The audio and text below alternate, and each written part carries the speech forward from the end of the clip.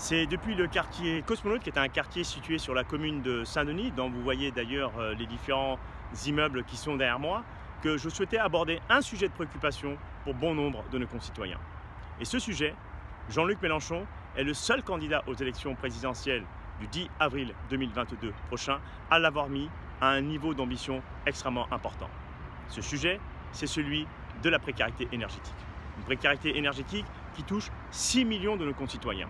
Et la grande majorité de ces concitoyens se situe dans les quartiers populaires et particulièrement sur la ville de Saint-Denis où j'ai grandi. Et cette situation nécessite un plan d'intervention massif. C'est la raison pour laquelle Jean-Luc Mélenchon a prévu un plan de 200 milliards d'euros qui vont permettre de pouvoir accompagner sur le volet écologique, mais aussi sur le volet social. Cette ambition se traduira de manière concrète par la rénovation complète de 700 000 logements par an. À cela sera associé le fait que l'on ne puisse pas mettre en location des logements qui sont mal isolés, parce que le mal isolement de ces logements est à la fois indigne et comporte de véritables difficultés sur le plan économique, mais aussi sur le plan de la santé des différentes populations qui sont concernées.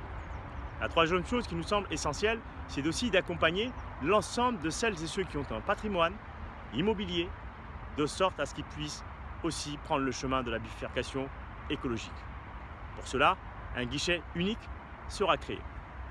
Quatrième point qui nous semble aussi être essentiel, c'est de faire en sorte que l'ensemble de ces moyens financiers puissent aussi répondre à l'urgence sociale.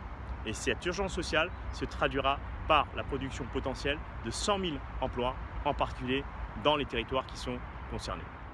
L'ensemble de ces moyens d'intervention que nous allons pouvoir nous doter sera intégralement financé en prenant dans la poche de celles et ceux qui ont amassé des fortunes, et particulièrement les entreprises qui ont bénéficié de subventions publiques sans compensation. L'ensemble de ces moyens permettra d'être affectés intégralement à l'accompagnement des millions de populations qui sont dans la précarité. Désormais, l'heure n'est plus au constat.